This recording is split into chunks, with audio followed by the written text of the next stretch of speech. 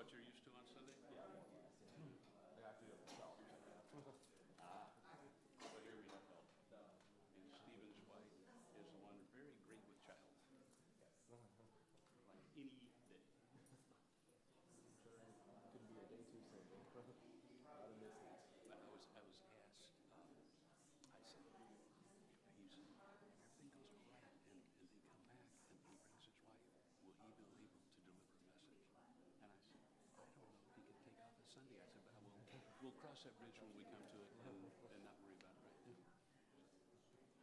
He said, well, how are we supposed to know what his numbers are like? I said, we can go to Pascagoula just like Louie and Carl did.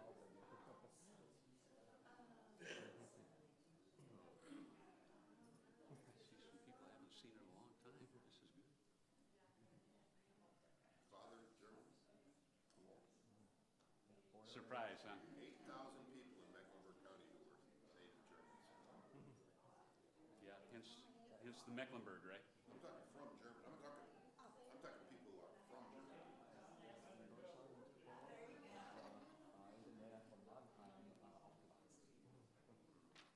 Meine Großeltern wurden in Hamburg geboren.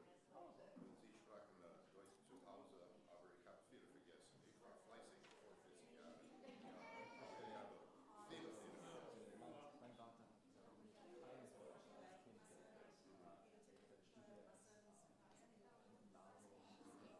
Wörters als Kind auch aus Nebenfach Universität. Ich habe in Deutschland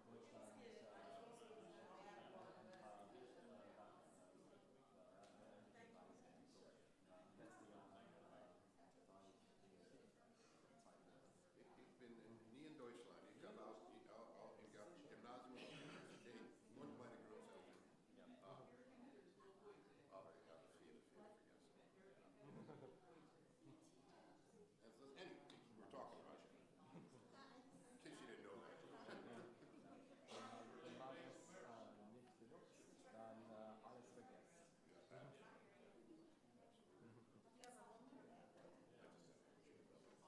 Yes, you didn't know that either. My son has his great it's all Oh, I got a bunch of those. I got a bunch of those balls. Yeah, bunch free. And they're viewers. Oh yeah. My church in Ohio, I was at for 25 years. Actually, some of the records were in front. Oh yeah. That's different. This was beautiful handwriting, but it was white. That's a whole skill in itself. I know people who are completely fluent in German. I can't do that. What did you say? The printing is.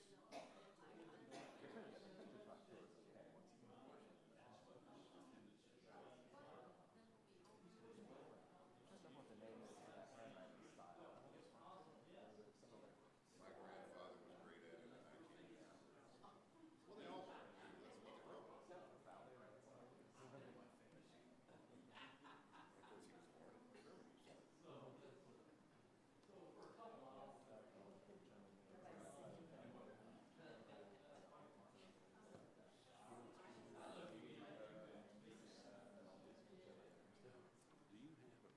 was born in Germany. Do you have a prepared statement to speak as a, okay, as I think before the questions start, I think there's some basic stuff. Can you provide an overview of your educational background, experience, and what are your theological beliefs? Now, do you want me to ask you those and you answer them, or you just want to take off and give a bio and where you sit on Lutheran theology, or? Did you want to do a Q&A? It's going to be a Q&A with the congregation, but the basic stuff is, I think that what I introduce you, and I say he's going to give us a brief background on his education and his theological beliefs. I don't know. I mean, I don't know what to say from that. Just if anyone has any specific questions. Oh, they will. Yeah, well, that's fine. I'll just take it. All right. Well, a brief bio of yourself and your family. Yeah. People want to know about your life. Oh, they do. And then we'll start the questions. And if there's a slow spot, I'll read from one of these. And we'll keep it going for vehicles keep coming, they keep coming. I don't think they will. In an hour, things should be pretty well exhausted. Let's see what I can do.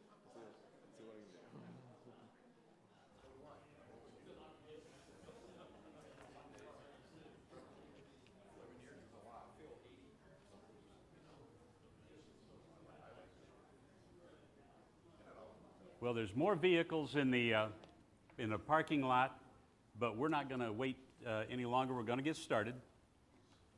Tonight, we're going to introduce to you a pastoral candidate. The committee has looked at literally dozens of people, and our congregational profile was very hard to fill. But we found somebody that we believe is certainly a possible fit, and he's agreed to come and address all your questions. So without further ado, this is Pastor Derek Waffel, and I think, Derek, if you could tell us a little about yourself and your family and education, that'd be great. All right. Thank you. Thanks for coming out tonight so I can get a chance to meet you. I appreciate you giving up your Friday night like that. Whatever sort of exciting plans of other things there are to do in Denver, I don't know, but you chose to be here, so thank you. I said my name's Derek Waffel. Yes, it is. It's not Waffel, it is Waffel. It's exactly how it looks.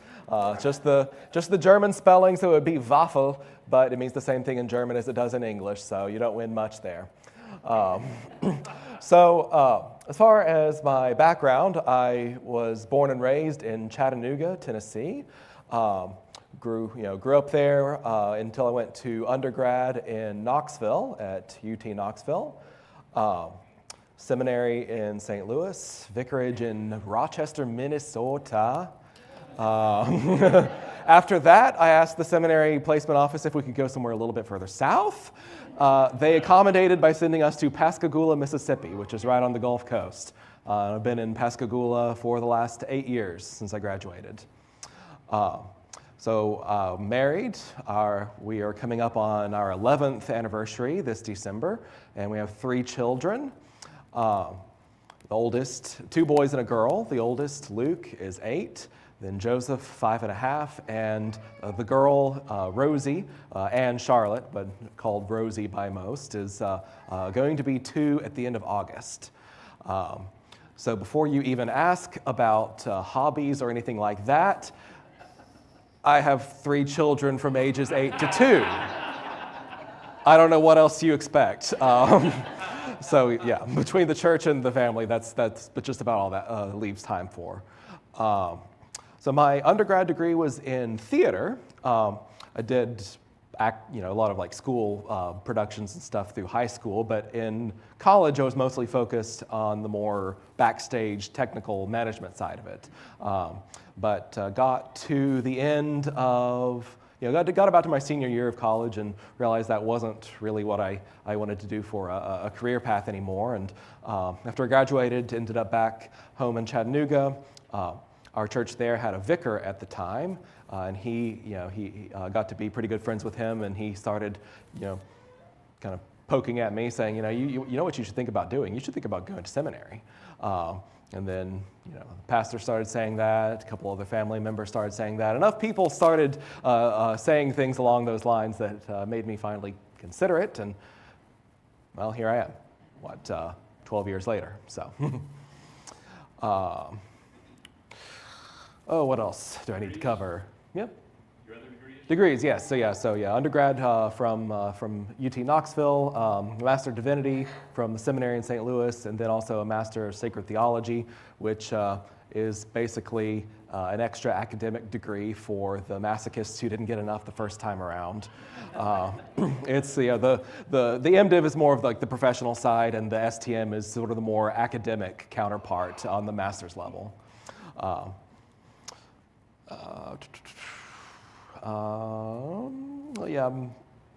My mother and my in-laws still live in Chattanooga. My father-in-law is also an LCMS pastor, originally from Texas, but he's been in Tennessee for almost 30 years now. So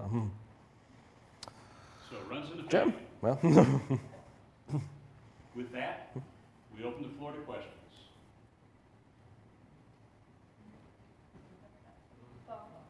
don't be shy. I'll start off with one that I know came in.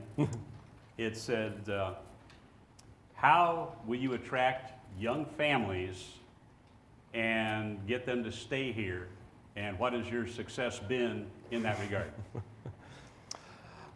Well, I hate to break it to you, but if you think that a new pastor is going to be a magic bullet to all of a sudden get all the young families in from all over the county, I'm afraid it doesn't work that way. But I know there is a certain degree of affinity. When someone comes in the door, you see someone that in your similar age and position, that there is that affinity there. So I am told, I don't know if I'm personally convinced, but I'm told that simply being who I am would have some effect to that, towards that end.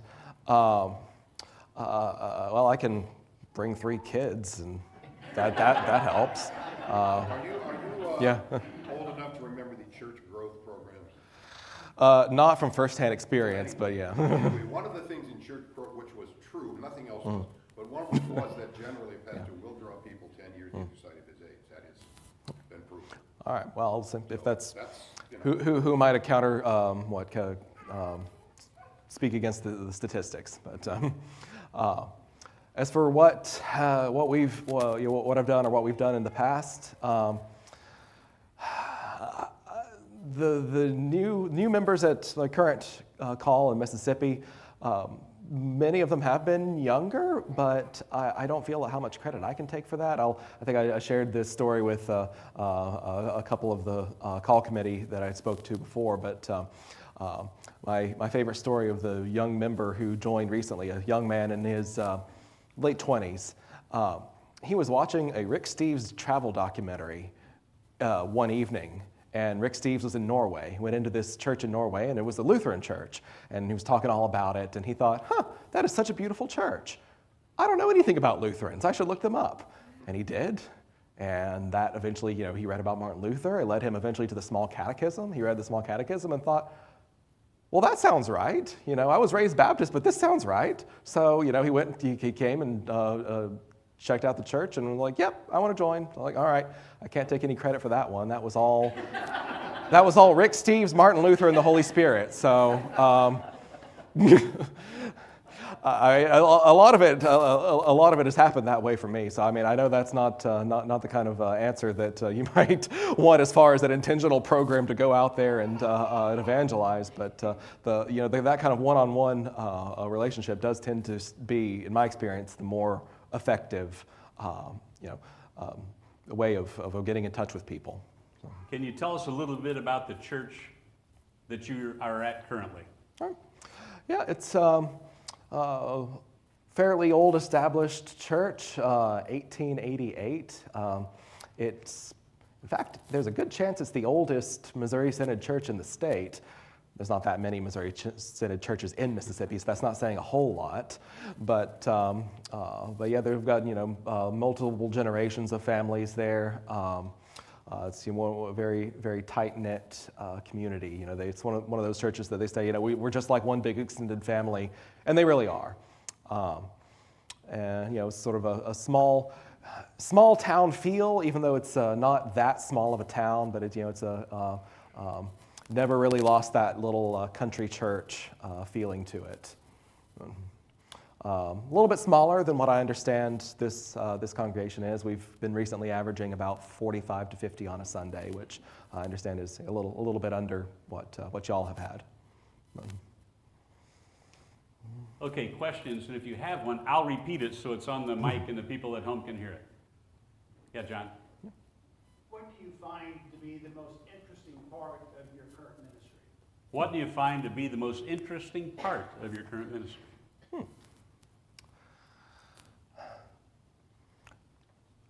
The people, certainly. Both the people in the congregation and the people in the community around it. It's a small enough town to be, kind of, I'm not sure what word I want to use for it. I don't want to say cliquish because that's a little bit too negative, but it's a small town and everyone knows everyone. So when you come into it, sometimes it's hard to break into that. So the more interesting things is you're really getting to know the people who have been there for a long time, and the more and more you get to understand them, and doing Bible studies, I find is one of my favorite ways to get to know people.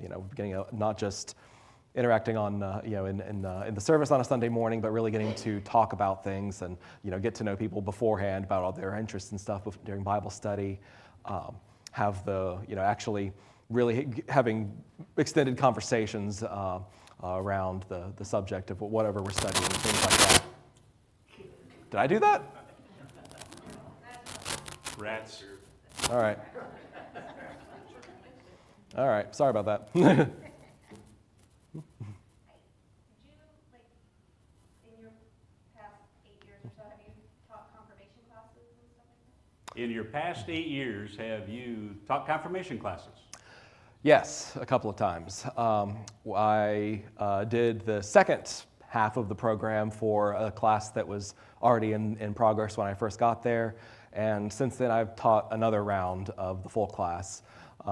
Again, it's a small congregation. We didn't really have a set, you start at this age or this grade.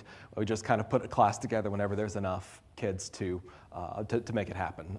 So I've done, one full round of it, and then another, the partial of the other one. I've also done 2 adult membership classes as well. So.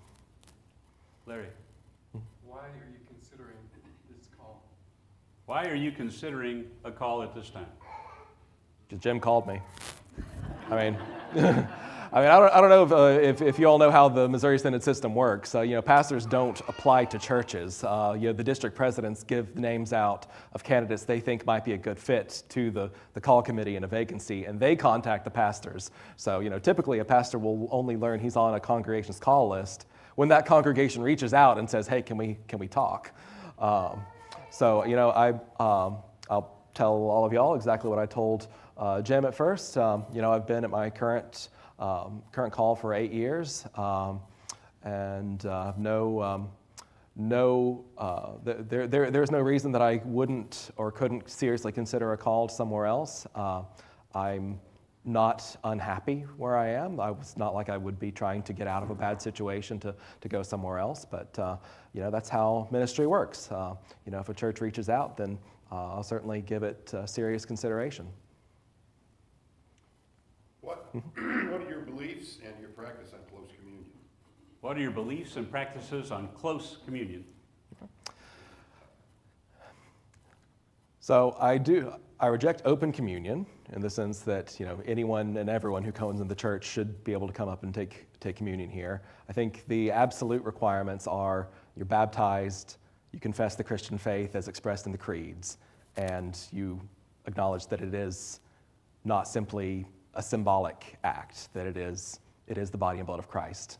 I don't know what the situation is Yeah. in Pascagoula, but it's not like it is in Minnesota. No. So the official Missouri position is ordinarily it's LCMS members with room for pastoral discretion. I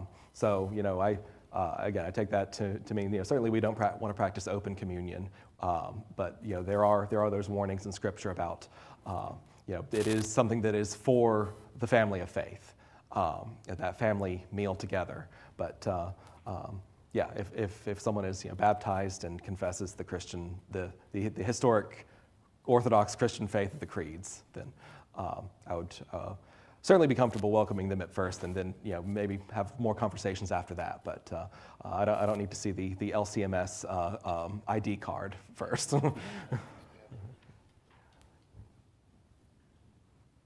Troy. What 3 things would you consider the most prior to accepting the call? What 3 things would you consider most important prior to accepting a call? Yes. Okay. Like what 3 factors would be the most important in making that decision?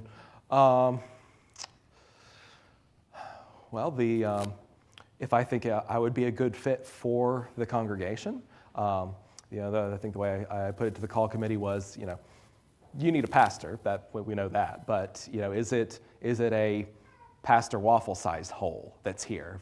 Not just a pastor, but something that I in particular would be a good fit for. Number two, I'd have to consider my family. I'm not gonna say anything without my wife's permission as far as that goes. So to certainly consider them in the decision. And I don't know. I have to come up with a third one. I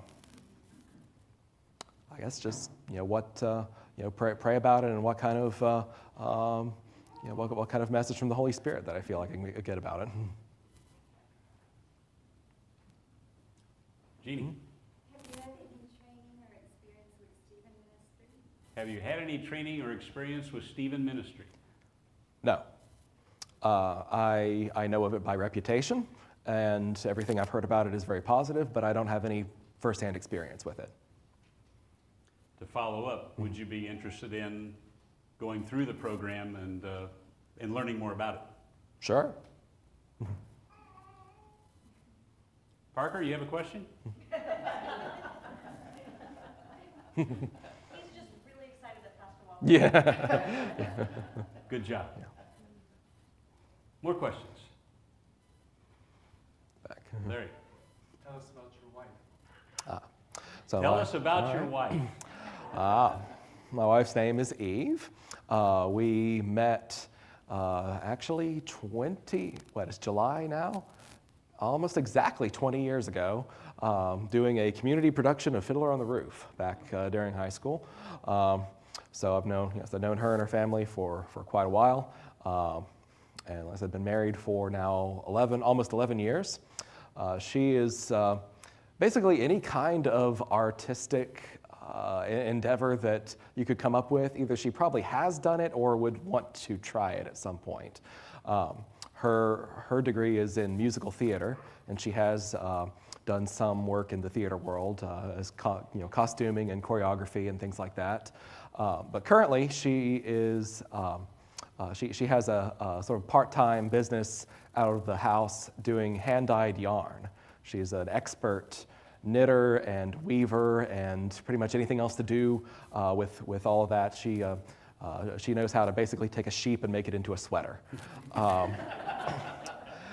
But what she primarily does at the moment is dyes the yarn, comes up with the colors, all the different color schemes, and dyes them and sells those, which she does online and at craft festivals and things like that. So. Since your wife is musically inclined, is she involved with her church choir? She would be. We don't really have a choir. I gotta do my Ed McMahon here. Yeah. Is your wife, with her musical background, currently involved in the church choir? Yeah. She would be. Yeah. She's got a very nice voice. We don't really have a choir at the moment. Not on a routine basis. We'll sometimes put together an ensemble for like a Christmas Eve or Easter, some special service. And she has sung for those in the past. Your current church that you have right now, do you guys go by the divine service setting for your service, or have you seen anything that we have done for the way our service is set up? The question is, do you do one of the divine service settings at your current congregation, or have you seen what we do here online? Currently, we do stick pretty much with what's in LSB. We use divine service settings 1, 2, and 3 in rotation, and we use the hymns from LSB. I have seen one of the bulletins from here. They just got one earlier today that I took a look at, and I am somewhat familiar with the creative worship materials that y'all use here. We did use some of that at my vicarage church up in Minnesota, so I have in the past planned services with those sorts of materials, but not in the last 8 years. So. You're perfectly good with lay people assisting with the service? Are you okay with lay people assisting with the service? Yep. I'm very blessed, in fact, to have a man at my current church who likes to assist with the liturgy, which he does certain parts of that most every Sunday when he's there. We also have lay readers, men and women, doing the Epistle and Old Testament readings, and then the elders help serve communion. Do you have a Do you have a children's message? We have had. We haven't really had one recently, and part of the reason for that is the ages that the kids we have, there's enough of them that are sort of in that difficult age where they're too little to sit still and not big enough to really get anything out of the service. So we've, in the past year or so, we've had a nursery attendant, and so a lot of the kids at that age have gone to the nursery and then come back over during the communion liturgy after that. So we haven't really had them recently, but we have had children's messages get a little tongue-tied, children's messages in the past. I've done a few of them, but a large number of them were done by one of our Sunday school teachers. Would you be opposed to doing children's service messages at our services? Nope. Sometimes they're kind of hair-raising with what the kids come up with, but... Pastor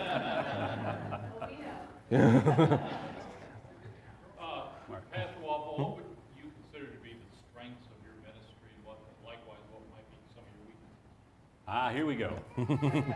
What would you consider to be the strengths of your ministry, and where can you use some more work All right. or experience? Yeah. All right. Well, I think it's difficult enough to accurately evaluate your own strengths. I'll tell you what I actually enjoy doing, because hopefully there's a lot of crossover there. I do enjoy preaching and preparing the sermon and doing that every week. I also enjoy the teaching aspect quite a lot. I've always enjoyed the adult Bible studies, confirmation when I've had the opportunity to do that, but the Sunday morning and Wednesday afternoon Bible studies every week are definitely highlights of the week for me. I like the one-on-one aspects of ministry, hospital visits or shut-in visits or things like that. So I enjoy them, and I said hopefully the people on the other end aren't too put off by me. On the other side of the equation, probably youth ministry, middle school and high school youth, I've had the least experience with. My church that I came from in Tennessee, there was a youth director who took care of all that. My vicarage church, there was a DCE who did most of the youth stuff, and we just simply don't have any high school youth at my church at the moment. So, I won't claim to be particularly comfortable with middle school and high school youth, but then again, who is comfortable with middle school and high school youth? But it's also something I just don't have a whole lot of experience with or feel particularly comfortable with so far. So. But you are comfortable with the confirmation part. Yeah. Mm-hmm. Well, that's part of the same age group, but... That's true. More questions? Yeah. Is there anything that, when you went to your church 8 years ago, that you would have liked to have tried or liked to have instituted that you may or may not have been able to do? And what would you bring, because to Okay, us- hold on. I can't remember all that. Okay, we got to do this differently. Sorry, All right, Tina, I'm sorry. there you go. Okay. Sorry. In your church 8 years ago, was there anything that you had considered doing or starting, and were you able to bring something to that? And is there anything burning in you that you would like to try in a new environment to bring to a church and introduce to a church? Because you bring something to us, we bring something to you, and it's that marriage of that. And what might you want to bring? Wow.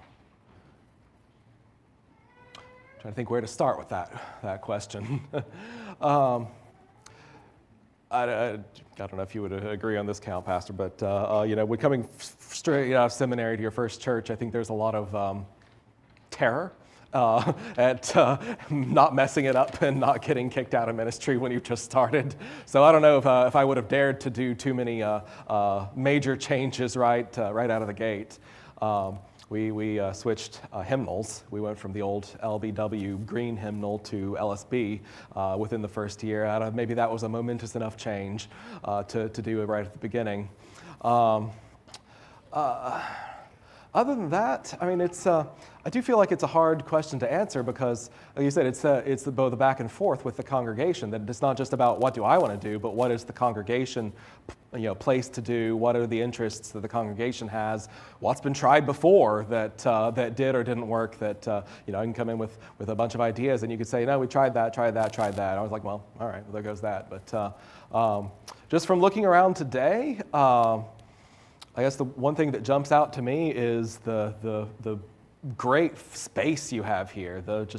On the grounds and the field over there, and I've heard there's a baseball league that uses it. But that seems like a great opportunity to have some kind of connection with the community and involvement. Is to use the space that this congregation has to.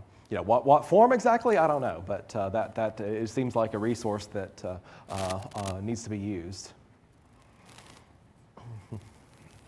Yeah, what are and who are some of your theological influences? What are and who are your major theological influences?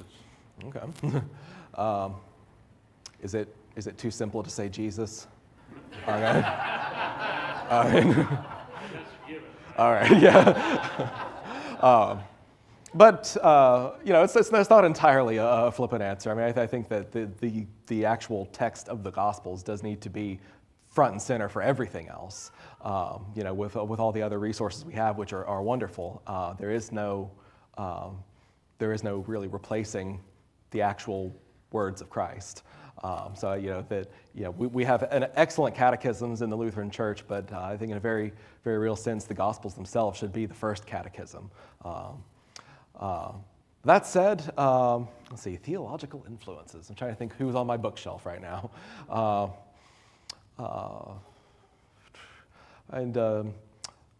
Dietrich Bonhoeffer has a lot of good things to say on some subjects, especially as far as community goes. I know his book Life Together.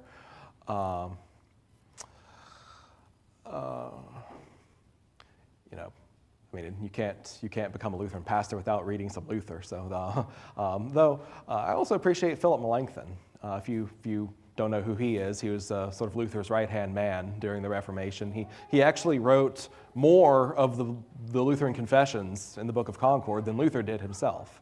And I've always had a lot of sympathy for him, not in everything that he did or said, but in his approach to theological questions. Luther was a forceful personality. I get the impression sometimes you either love him or you hate him when you the people who meet him. Melanchthon I appreciate because he really has a much more conciliatory spirit. He was a great balance for Luther at the time when they were working together, and I guess I would temperamentally put myself more like Melanchthon in that. Really working for unity and reconciliation, whereas Luther is just going to blast you with a pamphlet or something. But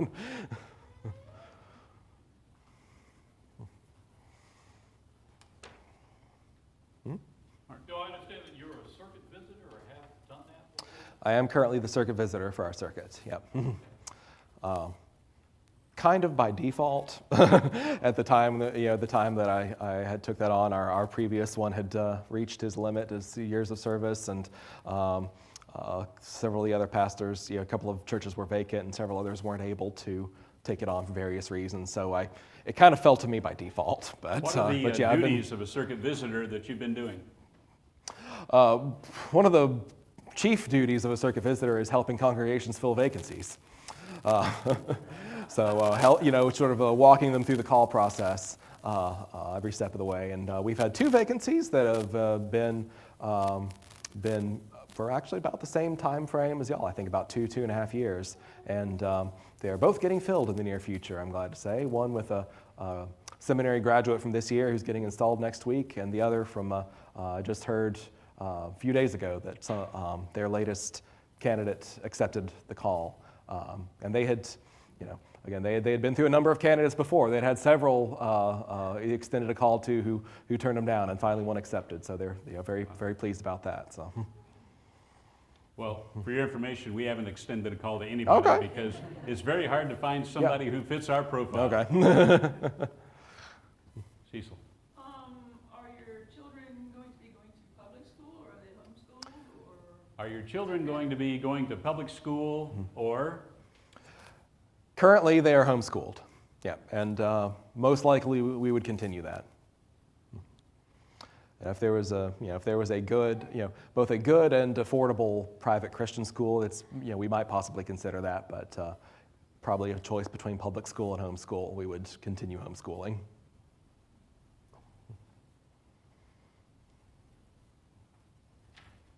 No, that's okay.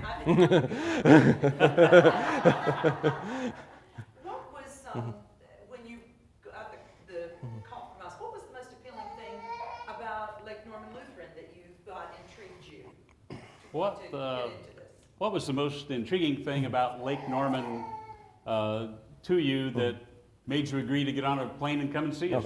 Is that pretty much it? Yeah, it is, thank you. I think the area,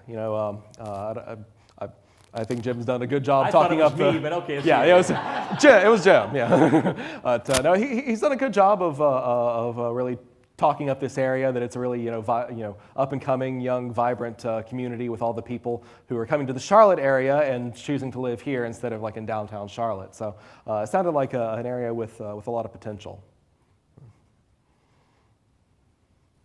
How would you describe your preaching style? How would you describe your preaching style? I don't know. What kind of adjectives does one use for preaching style?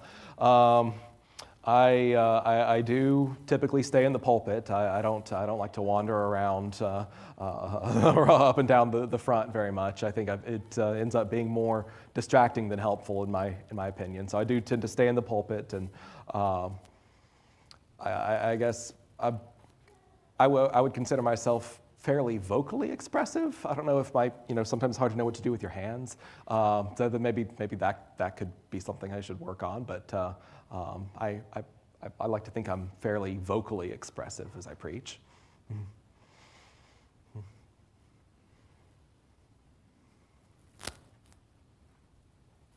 Or did you mean more like sermon content versus delivery? I guess I should have asked that first. Well, we could go back to how do you prepare Oh, for sermons? All right. And what influences your preparation for a sermon? Well, you have to start with the text. I normally start the week Monday morning. One of the first things I do is look at the texts for the following Sunday, and decide which one I want to preach on. Usually default to the gospel unless something really jumps out to me about the epistle or the Old Testament. But start Monday morning, read through the text a few times.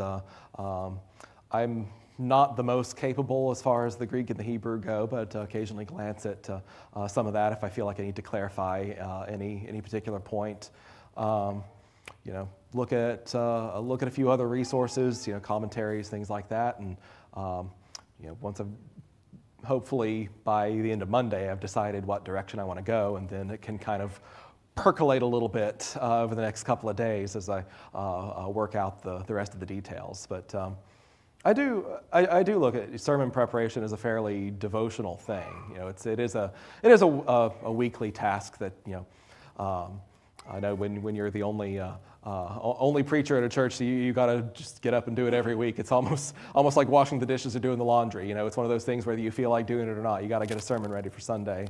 But I do try to approach it devotionally as also part of not just simply job responsibility. We had one back here.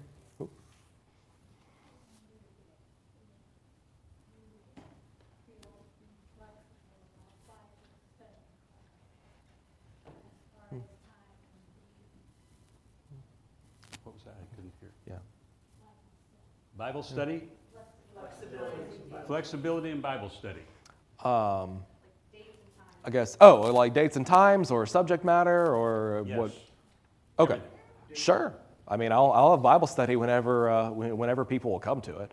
I'm not going to be rigid on that point. But What do you do now? What days? we have Sunday morning and Wednesday at noon for our weekly adult Bible studies. But I think it's good to have one on Sunday morning because that's when the most people are here for church anyway. But any other midweek Bible study, if someone will show up, then I'll do it. So that's pretty much it. I do like to kind of go back and forth, especially for our Sunday morning study. I kind of go back and forth between a topical study, then like going through a book. So we might we might go through the book of Philippians, verse by verse, or at least chapter by chapter, and then we'll do something that's more like a topic based, like what does the Bible say about X, Y, Z, whatever, put it in there. So I do kind of like to go back and forth as far as that goes, and do both of those. But your sermons are pericopal, not topical. Yes. That makes no sense to nobody but you and me, probably. But Yeah. that's personal. 99% of the time, 99.9% of the time, yeah. Point. Yeah. I mean, the 3-year lends itself to doing both sometimes, yeah. So sometimes I'll try to do both, with especially in ordinary time. But Carol? Yeah, what commentaries do you use as reference for your sermons? This is true. What commentary do you use in preparation for your sermons? I think the official name is the Concordia Commentary Series, but for most pastors, it's probably just the big blue ones. Those are almost always a good resource, at least for the books that they've been published for so far. They don't have the entire Bible done yet in that series. So for those volumes that I have, that's a good one to use. One that I've used a lot recently is a series called the Ancient Christian Commentary on Scripture. Some group of scholars have kind of collated quotes from a lot of ancient Christian theologians and preachers, and organized it by chapter, by verse, so you can look and say, okay, this passage, what did preachers in the early church say about that? And I find that really helpful because they tend to look at it through very different eyes, and it's not always something that will be helpful directly for preaching to a 21st century audience, but I find it kind of helps expand what the baseline for coming to that particular text. Seeing how the church as a whole across time and space has dealt with it. They tend to notice very different things than what we would immediately notice today.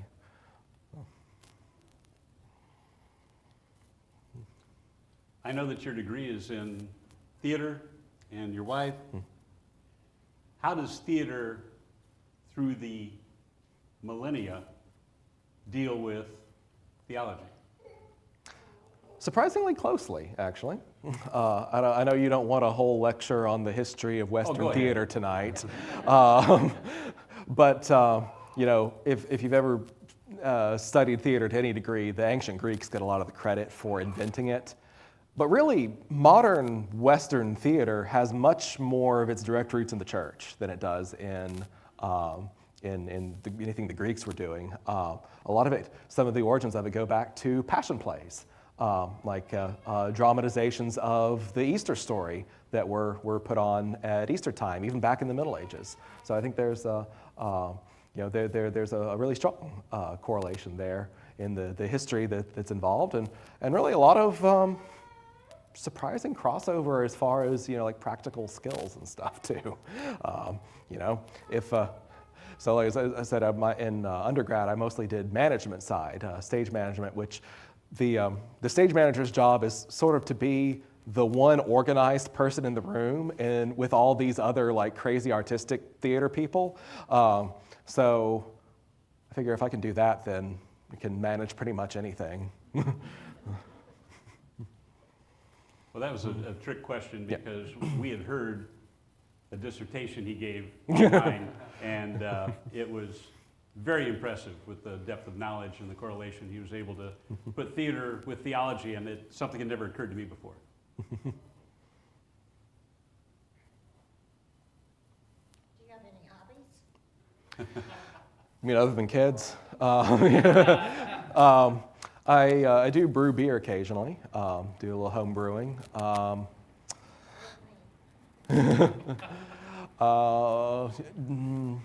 Fairly avid reader, again, back in the days before I could read more than 5 minutes at a time without being interrupted by kids.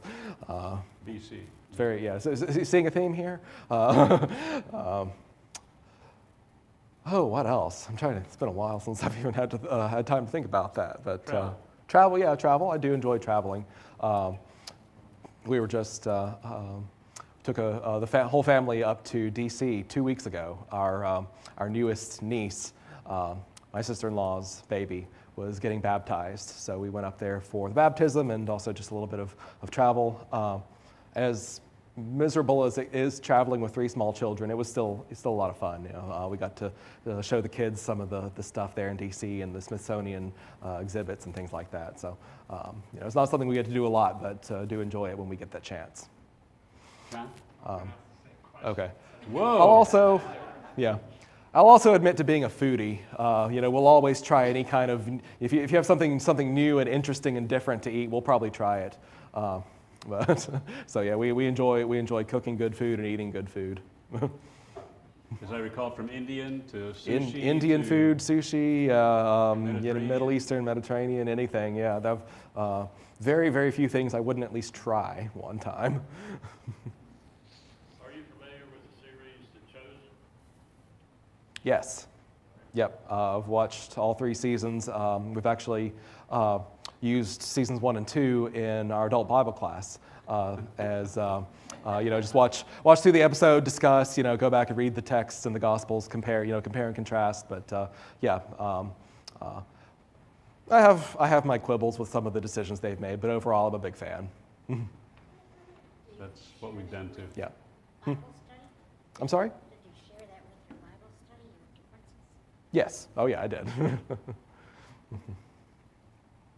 In your 8 years in your current congregation, have you been through a call process like this before? Have you been through a call process before or since you arrived in Pascagoula? One time previously, I was invited, just like this, to come visit a congregation and meet everyone and do basically exactly what we're doing today. So I've done that one time before at a different church. Obviously, it didn't lead anywhere past that.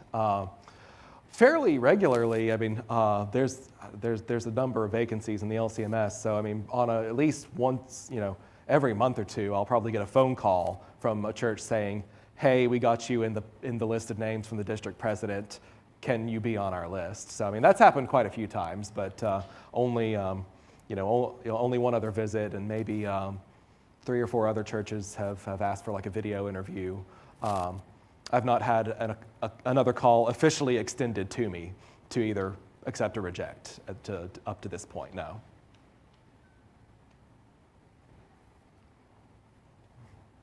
Larry? Do you have any concerns about the church, the community, or relocating? Do you have any concerns about the church, the community, or relocating?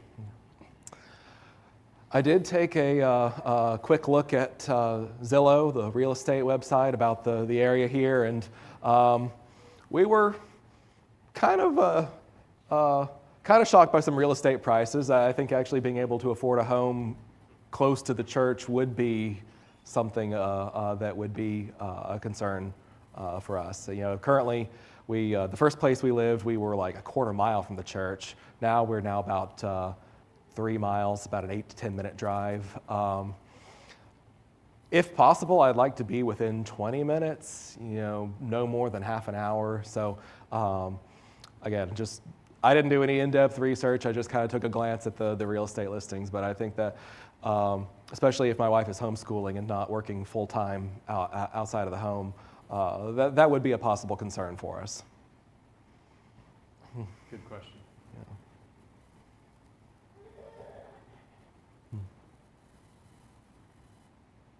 All right.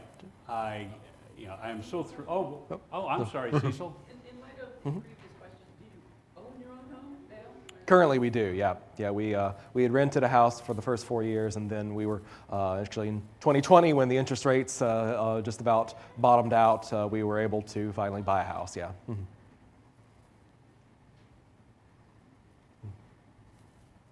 Okay. Thank you all. I think, the turnout here is just wonderful.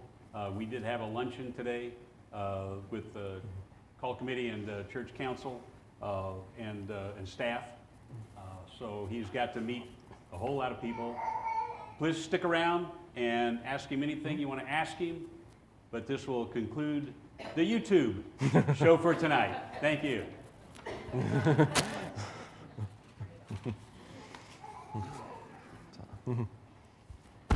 I'm still here.